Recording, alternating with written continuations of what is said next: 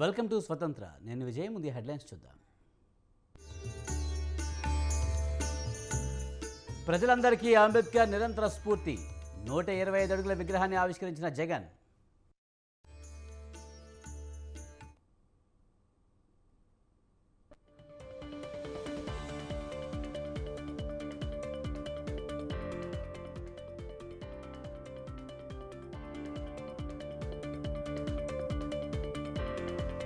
విలువలు లేని వ్యక్తులు రాజకీయాలకు అనర్హులు.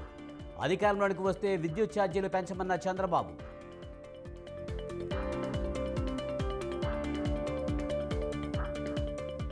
రెండు మూడు రోజుల్లో సీతారామ ప్రాజెక్టు సందర్శన. 10 ఏళ్ల బీఆర్ఎస్ పాలనలో చేసింది ఏమీ లేదన్న భట్టి.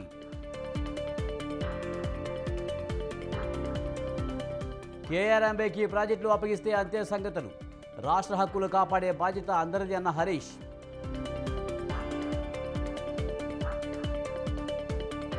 చేతిలో బంగారు విల్లు బాణం. నయనానందకరంగా రామబాలుని విగ్రహం.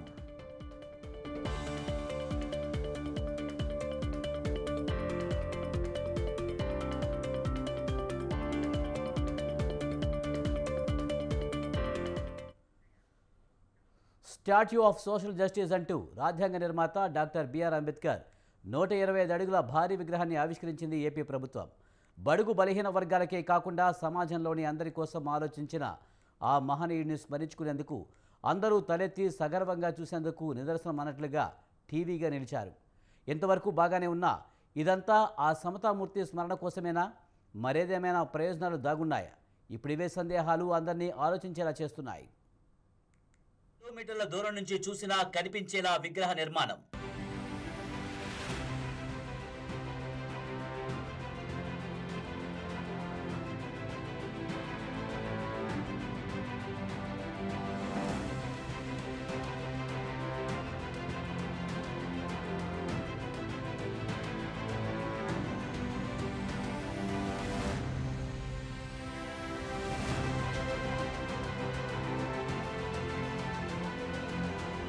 ఒకటా రెండా రాజ్యాంగ నిర్మాత అంబేద్కర్కు సంబంధించిన వివిధ చిత్రపటాలు, డాక్యుమెంటరీలు, ఇంకా మరెన్నో విశేషాలు.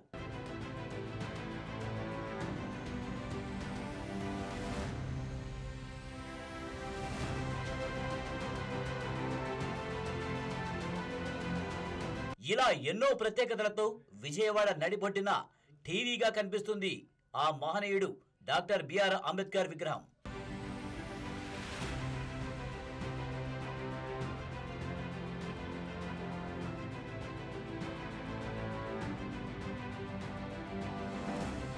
ప్రపంచంలోనే అంబేద్కర్కు ఎంత ఎత్తైన విగ్రహం ఇంకెక్కడైనా ఉందా అంటే లేనే లేదనే చెప్పాలి. ఆ స్థాయిలో సుమారు 400 కోట్లు వెచ్చించి మరీ భారీ విగ్రహాన్ని నెలకొల్పింది వైసీపీ ప్రభుత్వం. రాజ్యాంగ నిర్మాతకు ఇదే మన ఘన నివాళి అనే విధంగా ఆవిష్కరించారు సీఎం వైఎస్ జగన్.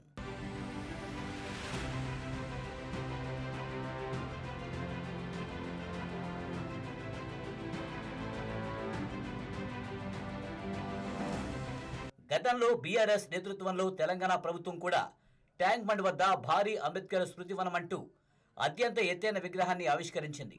ఎంతవరకు బాగానే ఉన్నా ఈ స్థాయిలో రాజ్యాంగ నిర్మాత విగ్రహాలను, అది కూడా ఎన్నికల వేళ నెలకొల్పడంలో ఏమైనా రాజకీయ ప్రయోజనం దాగి ఉందా అంటే ప్రభుత్వాలు చేస్తున్న చర్యలు అనేక సందేహాలకు తావిచ్చేలా ఉన్నాయంటున్నారు మేధావులు.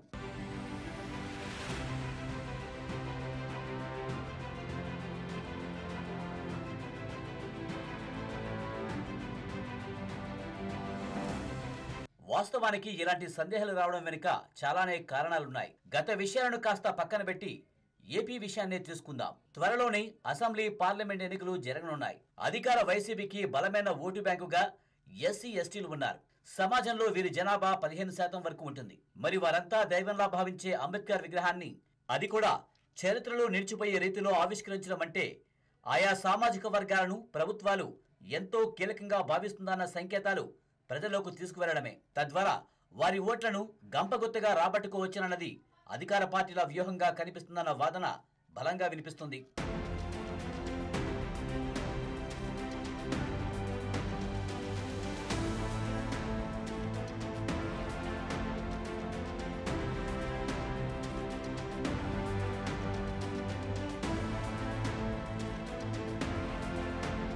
అయితే తెలంగాణ ఏపీ పరిస్థితులకు చాలా తేడాలున్నాయి. ప్రత్యేకించి రాజ్యాంగ నిర్మాత భారీ విగ్రహ నిర్మాణ బాధ్యతలు అప్పగించిన విధానం రెండు చోట్ల విభిన్నంగా కనిపిస్తుందన్న అభిప్రాయం వ్యక్తమవుతుంది. సామాన్యుల నుంచి మేధావుల వరకు పలువురు బహిరంగంగానే వ్యాఖ్యానించారు. అయితే ఇక్కడే ఒక కీలక అంశం బలంగా వినిపిస్తుంది. ఎప్పుడైతే ఆయా రాజకీయ పార్టీలు 1-2 వర్గాలను తమ ఓటు బ్యాంకుగా ఏళ్ల తరబడి బదులుపరుచుకోవాలని భావిస్తున్నాయో అలాంటప్పుడే ఇలాంటి వ్యూహాలు బయటికి వస్తాయన్న అభిప్రాయం వినిపిస్తుంది.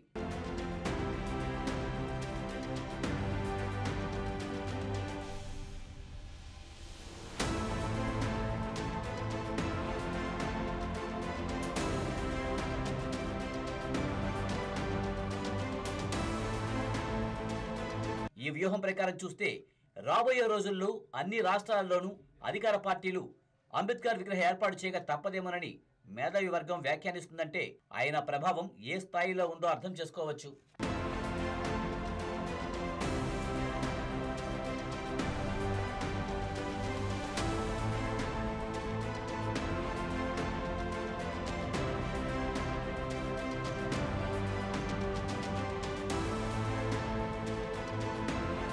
ఓవైపు భారీ విగ్రహాలు నెలకొల్పినంత మాత్రాన ఎస్సీ ఎస్టీలు ఓట్లన్నీ తమకే పడతాయని పార్టీలు భావించడం అత్యాశ అవుతుందని అంటున్నారు మరికొందరు. ఇటీవలే తెలంగాణలో వచ్చిన ఎన్నికల ఫలితాలనే ఉదాహరణగా చూపిస్తున్నారు. మరి దీనిపై ఏపీ ప్రజల నిర్ణయం ఏంటి అన్నది మరికొన్ని నెలల్లో తేలనుంది.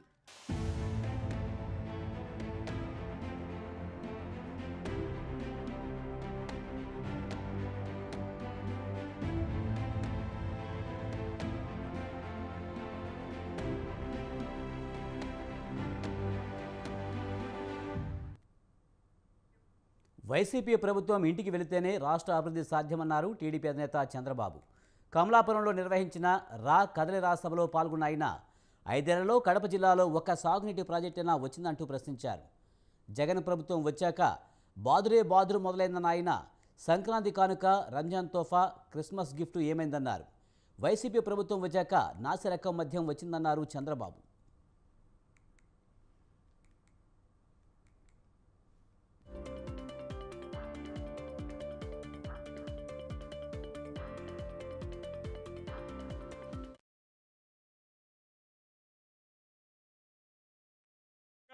జగన్ రెడ్డి అవునా కాదా? ఇంకా ఒకరిద్దరున్నారు చెప్తాను నేను మీకు. ఈ రోజు మేము అడుగుతున్నా, ఒక్క సాగునీటి ప్రాజెక్టు తెచ్చాడా ఇక్కడికి? కడప స్టీల్ ఫ్యాక్టరీ వచ్చిందా ఇప్పటికి? రైతులకు డ్రిప్ ఇచ్చాడా? ఈ రోజు ఇన్ని మాటలు మాట్లాడాడు. తమ్ముళ్ళు, మాటలు కోటలు దాటాయి గాని చేష్టలు మాత్రం గడప కూడా దాట్లా. అది జగన్మోహన్ రెడ్డి యొక్క నైజం. నేను ఒకటే మిమ్మల్ని కోరుతున్నా, ఇక్కడే ఈ స్పందన ఉందంటే మీకు ఏ మాత్రం అనుమానం లేదు, పులివెందల్లో కూడా ఈసారి తెలుగుదేశం పార్టీనే రావాలా లేదా? రావాలా లేదా? ఎందుకు ఇది ఎన్ని అడుగుతున్నారంటే, ఎవరైనా ఏమైనా మాట్లాడితే మన పులివెందులు అడిగారు, ఇన్ని మాట్లాడుతున్నావు, ఇన్ని ఎలక్షన్ లో గెలిపించాం, మాకు వరగబెట్టింది ఏంటని పులివెందుల్లో అడిగే పరిస్థితికి వచ్చారు. ఈ రోజు చిన్న అన్న బాబాయే లెక్క లేకపోతే మీరు నేను ఒక లెక్క ఈ దుర్మార్గుడికి అడుగుతున్నా. ఇలాంటి వ్యక్తి రాజకీయాలకు అర్హుడా అని మిమ్మల్ని అడుగుతున్నా. అక్కడి నుంచి బెంగళూరులో ఆస్తికి సంబంధించి హత్య చేశారని మాట మార్చాడు. ఆ తర్వాత వివేకాకు రెండో వివాహం అయింది, రెండో పెళ్లే దీనికి కారణం అని మళ్లీ మాట మార్చాడు. అది కాకుండా కడాకు కూతురైన సునీత పైనే, అల్లుడి పైనే ఈ కేసు దోసేసే పరిస్థితికి వచ్చాడు. అడుగడుగునా మలుపులు తిరుగుతా ఉంది. నేను అడుగుతున్నా, ఏ తప్పు చేయనటువంటి కోడి కత్తి సీను మాత్రం జైల్లో ఉంటాడు, అవునా కాదా? తప్పు చేసిన ఎంపీ ఇక్కడ తిరుగుతున్నాడు మీ ముందర. న్యాయమా తమ్ముళ్ళు ఇది? న్యాయమా తమ్ముళ్ళు ఇది? మీ పోలీసు, మీ బట్టలు సిగ్గుపడుతున్నాయి, రక్తపు మరకలతో కళంకమైపోతున్నాయి. కడాన కూతురు పైనే కేసు పెట్టాడు, సిబిఐ పైన కేసు పెట్టాడు, రేపు ఎల్లుండి ఇక్కడే పోలీసుల పైన కేసు పెడతాడు. ప్రతిరోజు కష్టపడిన తర్వాత ఒక క్వార్టర్ బాటిల్ వేసుకొని పడుకుంటారు. నేనున్నప్పుడు నాణ్యమైన మద్యం 60 రూపాయలు, ఇప్పుడు నాసి రకం మద్యం 250. 200 రూపాయలు ఎవరికి పోతా ఉంది? తెలగ మామకు పోతా ఉంది, అవునా కాదా? ఎక్కడన్నా ఈ బ్రాండ్లు ఉన్నాయా తమ్ముళ్ళు? బూమ్ బూమ్ అంట, ప్రెసిడెంట్ మెడల్ అంట. నాకు తాగడం చేత కాదు, ఎప్పుడు అలవాటు లేదు. మా తమ్ముడు రెడీగా తీసుకొచ్చాడు క్వార్టర్ బాటిల్. అంటే అడిగేవాడు లేడని ఇంత అరాచకం. అది తాగితే పేదవాడి ఆరోగ్యం గోయిందా గోయిందా. అది తాగి అలవాటు అయితే మీ జోబులన్నీ గుల్లైపోతాయి. మా తమ్ముళ్ళందరికీ అలవాటు అయిపోయింది. ప్రతి ఒక్కరి జోబులో క్వార్టర్ బాటిల్ ఉంది. ఇక్కడ ఒక బాటిల్ కనబడుస్తా ఉంది, అక్కడ కనబడుస్తా ఉంది. బాబులందరినీ మోసం చేశాడా లేదా జగన్? సీఎం జగన్ సొంత నియోజకవర్గం పులివెందుల సహా ఏపీలోని 175 స్థానాలకు గాను 165 సీట్లను కైవసం చేసుకుంటామని టీడీపీ నేత కేశినేని చిన్ని అన్నారు. నందిగామ నియోజకవర్గంలో అరాచకాలు పెరిగిపోయాయని ఆయన ఆరోపించారు. ఎన్టీఆర్ జిల్లా కంచికచర్లలో జరిగిన టీడీపీ ఆత్మీయ సమావేశానికి కేశినేని చిన్ని, మాజీ ఎమ్మెల్యే తంగిరాల సౌమ్య హాజరయ్యారు. నందిగామలో ఎమ్మెల్సీ, ఎమ్మెల్యే ఆధ్వర్యంలో దౌర్జన్యాలు జరుగుతున్నాయని కేశినేని చిన్ని మండిపడ్డారు. కొన్ని పార్టీ కార్యక్రమాలు జరుగుతున్నాయి. కేసు చిన్నగా రావడం చాలా సంతోషకరం. మరి మా అందరి లక్ష్యం ఒకటే అంటే 2 ఎలక్షన్స్ రాబోతున్నాయి. ఏదైతే ఈ రాష్ట్రంలో పట్టి పీడిస్తున్న ఈ జగనాశుడు పరిపాలన నిర్వహించాలని చంద్రబాబు నాయుడు గారి నాయకత్వాన్ని రాష్ట్రాన్ని తీసుకురావడం లక్ష్యంగా పనిచేస్తాం. చిన్న చిన్న పొరపాట్లు ఉన్నా కూడా అన్నీ కూడా సర్దుకుంటున్నాయి. తప్పకుండా రానున్న రోజుల్లో నందిగామలో పసుపు జెండా ఎగరేస్తాం. అదేవిధంగా విజయవాడ పార్లమెంట్ అభ్యర్థిగా చిల్లిగా రాబోతున్నాం. తప్పకుండా చిల్లిగా మంచి మెజార్టీతో గెలవబోతున్నాం. ఇచ్చాను. అదేవిధంగా తుంగపాడులో కొన్ని పార్టీ కార్యక్రమాలు జరుగుతున్నాయి. కేసు చిల్లిగా రావడం చాలా సంతోషకరం. మరి మా అందరి లక్ష్యం ఒకటే అంటే 2 ఎలక్షన్స్ రాబోతున్నాయి.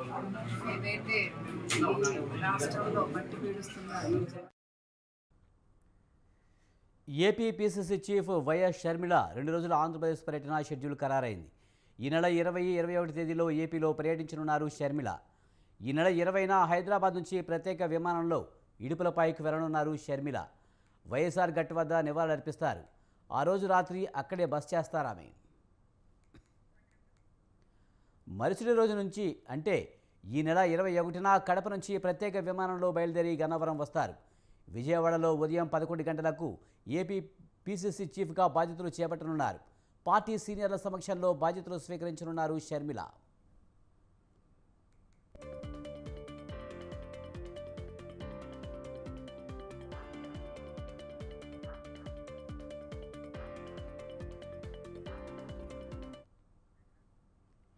పీసీసీ చీఫ్గా బాధ్యతలు చేపట్టిన అనంతరం పార్టీ తరపున భవిష్యత్ కార్యాచరణపై షర్మిల ఒక ప్రకటన చేసే అవకాశాలు కనిపిస్తున్నాయి. మరి జగనన్న విడిచిన బాణాన్ని అంటూ గతంలో చెప్పుకున్న షర్మిల పీసీసీ చీఫ్గా బాధ్యతలు చేపట్టిన తర్వాత ఎలా వ్యవహరిస్తారన్న దానిపై ఇప్పుడు అందరిలోనూ ఆసక్తి నెలకొంది.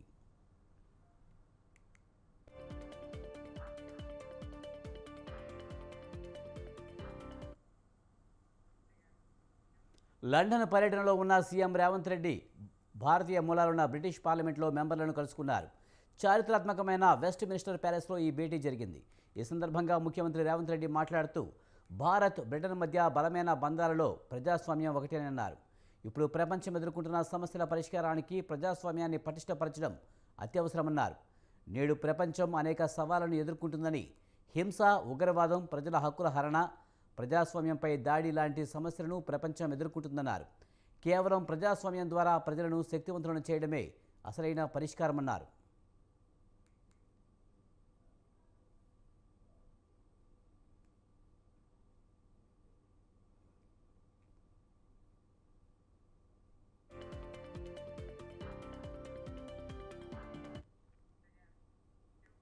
సీతారామ ప్రాజెక్టు పేర భారీ కుంభకోణానికి గత ప్రభుత్వం తెరతీసిందని డిప్యూటీ సీఎం మల్లు భట్టి విక్రమార్క అన్నారు. ఖమ్మం జిల్లా ఇరిగేషన్ ప్రాజెక్టులపై మంత్రులు తుమ్మల నాగేశ్వరరావు, పొంగులేటి శ్రీనివాసరెడ్డితో కలిసి ఇందిరాసాగర్, రాజీవ్ సాగర్ ప్రాజెక్టుపై సమీక్ష నిర్వహించారు.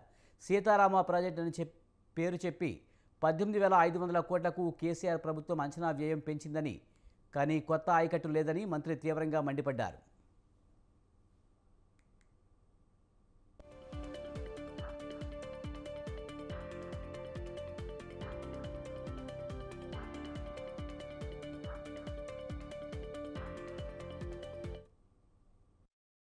జాగ్రత్తగా ఖర్చు పెట్టుకొని ప్రతి పైసాని కూడా రాష్ట్ర ప్రజలకు ఉపయోగపడేట్టుగా చేసుకోవడం కోసం తెచ్చుకున్నాం. తెలంగాణ రాష్ట్రంలో తెలంగాణ రాష్ట్రంలో అప్పటికే డిజైన్ చేసినటువంటి Dummugudem Rajiv Sagar project cost EPC contract కింద తీసుకున్నటువంటి project Dummugudem Rajiv Sagar project cost 1681 కోట్లు టోటల్ కాస్ట్. రాష్ట్ర విభజన జరిగే నాటి దానిపైన ఆనాటి ఉమ్మడి రాష్ట్రం ఖర్చు పెట్టిన ఖర్చు 889 కోట్లు. బ్యాలెన్స్ మిగిలి ఉన్నది కేవలం 792 కోట్లు మాత్రమే. ఇది రాజీవ్ సాగర్ దుమ్ముగూడెం సంబంధించి. అట్లాగే ఇందిరా సాగర్ సంబంధించి ప్రాజెక్ట్ కాస్ట్ ఇది కూడా ఈపీసీ కాంట్రాక్ట్ 1824 కోట్లు 1824 crores. అప్పటికి ఖర్చు పెట్టింది. 2-3 రోజుల్లో సీతారామసాగర్ ప్రాజెక్టును సందర్శిస్తానని మంత్రి ఉత్తమ్ కుమార్ తెలిపారు. 10 ఏళ్ల బీఆర్ఎస్ పాలనలో నీటి కేటాయింపుల్లో ఒక చుక్క తెలంగాణకు తీసుకురాలేదన్నారు. ఒక ప్రాజెక్టుకు సైతం సరైన ఫార్మాట్లో జాతీయ హోదా కోసం అప్లై చేయలేదన్నారు. 10 ఏళ్లలో బీఆర్ఎస్ పాలనలో నీటి కేటాయింపుల్లో ఒక చుక్క తెలంగాణకు తీసుకురాలేదన్నారు. ఒక ప్రాజెక్టుకు సైతం సరైన ఫార్మాట్లో జాతీయ హోదా కోసం అప్లై చేయలేదన్నారు. కృష్ణా వాటర్ గురించి బీఆర్ఎస్ వాళ్లకు మాట్లాడే హక్కు లేదన్న ఉత్తమ్ కృష్ణాసాగర్ వాటర్ తగ్గింది బీఆర్ఎస్ హయాంలోనే అన్నారు. టీఆర్ఎస్ ప్రభుత్వం అధికారంలో వచ్చే నాటికి మరో 1500 కోట్లు 1400 కోట్లు ఖర్చు పెడితే 3,32,000 ఎకరాలు ఆయకట్టుకి కొత్తగా నీళ్లు అందించే Rajiv Dummuguda lift irrigation scheme Indira Sagar lift irrigation scheme కింద ఉంటే అది ఎంత 1400-1500 కోట్లు ఖర్చు పెడితే 2014లో 1 yearలో అయిపోయి 3,32,000 ఎకరాలు కొత్త ఆయకట్టుకి నీళ్ళు వచ్చేవి. ఈరోజు 10 ఏళ్లు దాటింది, మరో 7,500 కోట్లు ఖర్చు పెట్టినరు. ఆ ప్రాజెక్టులని మర్జ్ చేసి సీతారాం సాగర్ కొత్త పేరు పెట్టినరు. ఆ పాత ప్రాజెక్టులను మర్జ్ చేసి 7,500 కోట్లు ఖర్చు పెట్టినరు. కొత్త ఆయకట్టు ఎంత ఇచ్చిన 0 ఎకర్స్ కొత్త ఆయకట్టు. ఇప్పుడు ఏమంటారు, ఆ ప్రాజెక్టు కాస్ట్ పెంచి పెంచి పెంచి ఇప్పుడు అది ఆ ప్రాజెక్ట్ కాస్ట్ 18,000 కోట్లు చేసింది. 2014లో టీఆర్ఎస్ ప్రభుత్వం zoological survey of India, national bureau of fish genetic resources నిర్వహించిన అడ్వాన్స్ ఇన్షిప్ సిస్టమేటిక్స్ వర్క్షాప్కు మంత్రి కొండా సురేఖ ముఖ్య అతిథిగా హాజరయ్యారు. Kawal tiger reserve, Amrabad reserve, Godavari నది చేపల పరిశోధన బుక్లను మంత్రికి జెడ్ఎస్సీ ప్రతినిధులు అందజేశారు. Kawal tiger reserve, Amrabad reserve మీద పరిశోధనా గ్రంథాలు తీసుకురావడం ఎంతో ఉపయోగకరమన్నారు మంత్రి కొండా సురేఖ. ఈ తరం పరిశోధనలకు వర్క్షాప్ ఎంతగానో ఉపయోగపడుతుందన్నారు.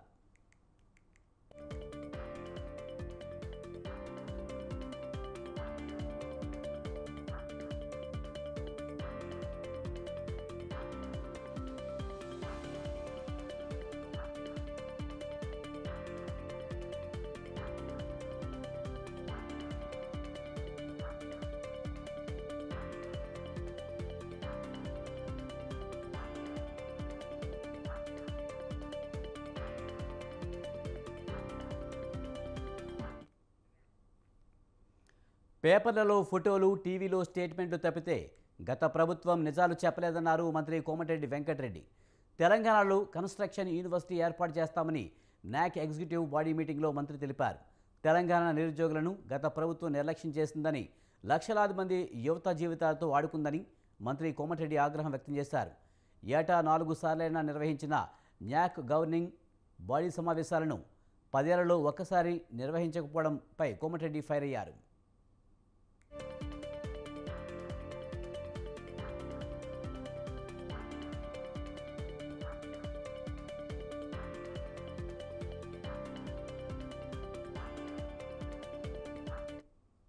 పాటు ఇంతప్పుడే చెప్పినట్టు ఇక్కడ కమర్షియల్ యాక్టివిటీ జరిగినా ఒప్పుకునేది లేదు. ఓన్లీ ట్రేడ్ సెంటర్స్ కానీ గవర్నమెంట్ పరంగా స్కిల్ యూత్కు ఎవ్రీ ఇయర్ మినిమం ఒక 2 lakhs మెంబర్స్కు 1 year మొత్తం 15 days 20 days కోర్స్ కాకుండా 3 months 6 months ఇవన్నీ కూడా మళ్ళీ డిస్కస్ చేసుకుంటాం. ఇది ఫస్ట్ మీటింగే కాబట్టి తప్పకుండా అన్ఎంప్లాయిడ్ మీద తీసుకుని ఖాళీగా ఉండకుండా ఎడ్యుకేషన్ అయిన తర్వాత ఒక ఫ్యూచర్ వాళ్ళని సెటిల్ చేసే విధంగా మా కార్యక్రమాలు ఉంటాయి.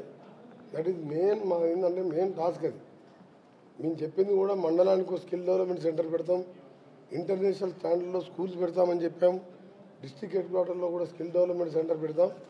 ఆ విధంగా మొదటగా మహబూబ్నగర్ జిల్లాలో కానీ నల్గొండ జిల్లాలో కూడా ఫస్ట్ ట్రయల్గా వచ్చే నెల దాని స్కిల్ డెవలప్మెంట్ సెంటర్ని కూడా కన్స్ట్రక్షన్ స్టార్ట్ చేసి ఇన్ఫ్రాస్ట్రక్చర్ క్రియేట్ చేసుకుంటూ ఆ తర్వాత హోల్ డిస్ట్రిక్ట్ హెడ్ క్వార్టర్ చేసుకుంటూ ఫ్యూచర్లో అంతటా కూడా చేయాలి, మండల్ లెవెల్ వరకు చేయాలనేది మా ప్లాన్. దాంతోపాటు ఇంతప్పటి చెప్పినట్టు ఇక్కడ కమర్షియల్ యాక్టివిటీ జరిగినా ఒప్పుకునేది లేదు. మహాలక్ష్మి పథకం ద్వారా మహిళలకు ఉచిత బస్సు ప్రయాణం విజయవంతంగా కొనసాగుతుందని రవాణా మరియు బీసీ సంక్షేమ శాఖ మంత్రి పొన్నం ప్రభాకర్ అన్నారు. ఆర్టీసీ అద్దె బస్సు యజమానులతో మంత్రి పొన్నం ప్రభాకర్ సమావేశమయ్యారు. ఈ సందర్భంగా తమ బస్సులపై పడుతున్న భారాన్ని మంత్రి దృష్టికి తీసుకువెళ్లారు. అద్దె బస్సుల యజమానులు ప్రయాణికులు అధికంగా ప్రయాణించడం వల్ల కేఎంపీఎల్పై ప్రభావం పడుతుందని తెలిపారు. కేఎంపీఎల్పై ఆర్టీసీ కమిటీలో చర్చిస్తామని, ఇన్సూరెన్స్ ఒపీనియన్ కూడా తీసుకుంటామని మంత్రి తెలిపారు. మహిళల ఉచిత బస్సు ప్రయాణానికి అద్దె బస్సుల యజమానులు సహకరించాలన్నారు.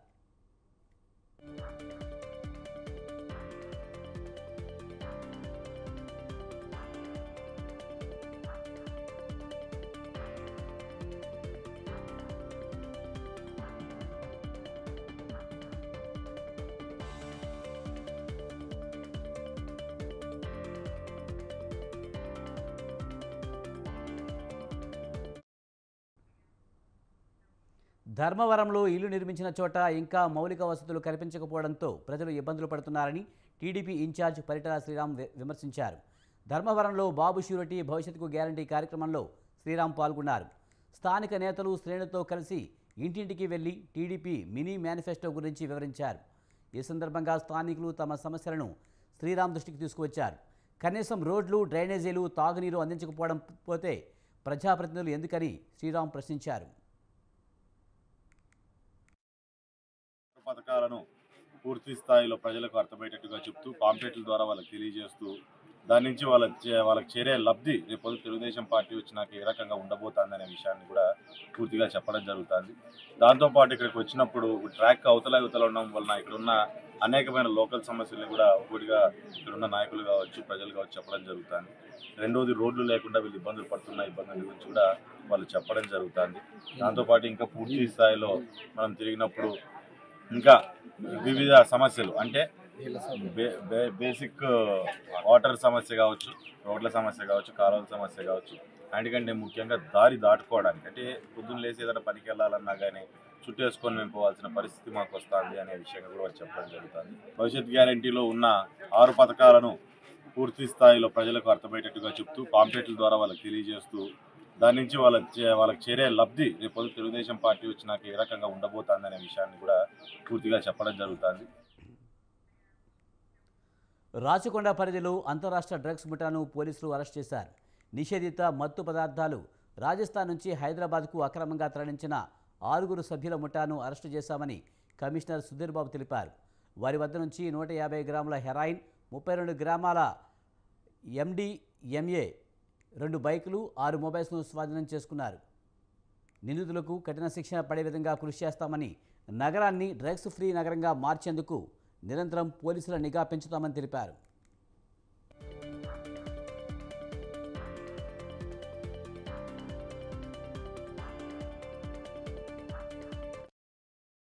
ఇనిషియేటివ్ మేము తీసుకున్నాము. దీంట్లో ఏంటంటే చాలా మటుకు మహిళలు అంటే కాలేజ్ గర్ల్స్ కానీ, ఎల్డర్స్ కానీ, మహిళ కానీ ఏదన్నా ఈవ్టీజింగ్ బీట్ ఆఫీసర్స్, మా SHOs ఇంకా ACPs, DCPs, if it is required, I also will visit these places depending on the importance of the case. So వాళ్ళకి భరోసా ఇవ్వడం, కంటిన్యూస్ గా మానిటర్ చేయడం జరుగుతుంది. దాని తగ్గట్టుగానే జస్టిఫై చేసి వాళ్ళు పారదోలే విధంగా చేసే విధంగా ఇది తీసుకొచ్చాం. ఇది ఎవ్రీ పోలీస్ స్టేషన్ లో ఈ రిజిస్టర్ ఉంటుంది. ప్రతి కేసులో ఇలా ఎంట్రీ ఉంటుంది. దీన్ని మేము ఆన్లైన్ లో కూడా మానిటర్ చేస్తాం. కాబట్టి అక్కడ ఏం జరుగుతుందని చెక్ చేయడానికి కూడా మాకు అవకాశం ఉంటుంది. అంటే కంటిన్యూస్ కర్నూలు జిల్లా దేవనకొండ మండలం కోటకొండ గ్రామంలో 7 ఏళ్ల చిన్నారిపై అత్యాచారం జరిగింది. చిన్నారిపై అధికార పార్టీకి చెందిన మునిరంగుడు అనే వ్యక్తి అత్యాచారం చేసినట్లు టీడీపీ నేతలు ఆరోపించారు. అత్యాచారం జరిగి వారం రోజులు కావస్తున్నా అతనిపై పోలీసులు ఎటువంటి చర్యలు తీసుకోలేదంటూ రూరల్ పోలీస్ స్టేషన్ను ముట్టడించారు. దీంతో పోలీస్ స్టేషన్ దగ్గర ఉద్రిక్త వాతావరణం నెలకొంది. నిందితుని పోలీస్ కస్టడీలో పెట్టుకుని రాచ మర్యాదలు చేస్తున్నారని టీడీపీ నేతలు ఆరోపించారు. రాష్ట్రంలో మహిళలపై అత్యాచారం జరిగిన వెంటనే దిశ చట్టం ద్వారా కఠిన చర్యలు చేపడతామని చెప్పిన జగన్మోహన్ రెడ్డి వారం రోజులు కావస్తున్నా నిందితుని ఎందుకు అరెస్టు చేయలేదని ప్రశ్నించారు. కోటకొండ గ్రామానికి సంబంధించినటువంటి వైఎస్ఆర్ సిపి అడ్వకేట్ మునిరంగడు వారం క్రితం మరి 7 సంవత్సరాలు వయసు కలిగినటువంటి బాలికను రేప్ చేసి మరి పత్తికొండ మెయిన్ బజార్లో పోలీస్ స్టేషన్ ముందు మొత్తం డిఎస్పీ ఆఫీస్ ముందు బహిరంగంగా తిరుగుతున్న విషయం మరి పత్తికొండ ప్రజలందరికీ కూడా తెలుసు. దీని విషయం తెలుగుదేశం పార్టీగా మా దృష్టికి వచ్చింది. ఇప్పుడున్నటువంటి ముఖ్యమంత్రి కానీ మంత్రులు కానీ వైఎస్ఆర్ సిపి ముఖ్యంగా ఇక్కడ కూడా ఒక ఆడపడుచుంది శ్రీదేవమ్మ గారు ఎమ్మెల్యే గారు. మేము ఏదైనా మాట్లాడితే తెలుగుదేశం పార్టీ నాయకులు ఈ ప్రభుత్వం మీద అయోధ్య రామ మందిరంలో బాలరాముడి ప్రాణప్రతిష్ఠకు ఏర్పాట్లు శరవేగంగా కొనసాగుతున్నాయి. అయితే రామ మందిరం ప్రారంభోత్సవం కంటే ముందే శ్రీరాముడి దివ్య రూపం భక్తులకు దర్శనమిచ్చింది. భవ్య మందిరంలోని గర్భగుడిలో ప్రతిష్ఠించనున్న బాలరాముని విగ్రహం ఫోటోలు బయటకు వచ్చాయి. కృష్ణశిలతో 51 అంగుళాలతో తీర్చిదిద్దిన ఈ విగ్రహం ఆకట్టుకుంటుంది.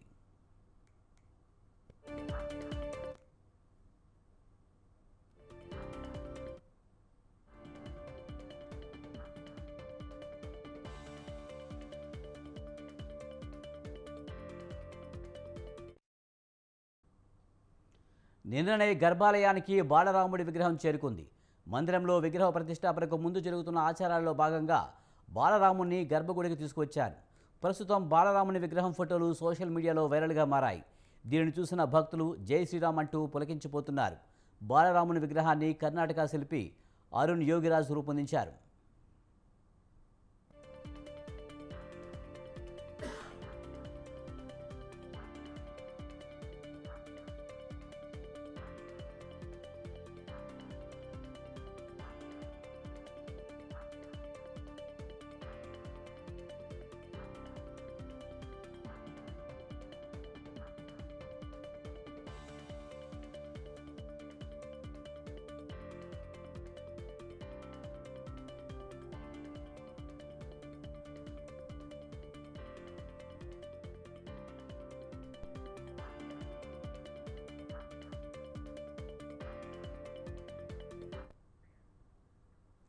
ఇవి బులెటిన్ విశేషాలు. చూస్తూనే ఉండండి స్వతంత్ర.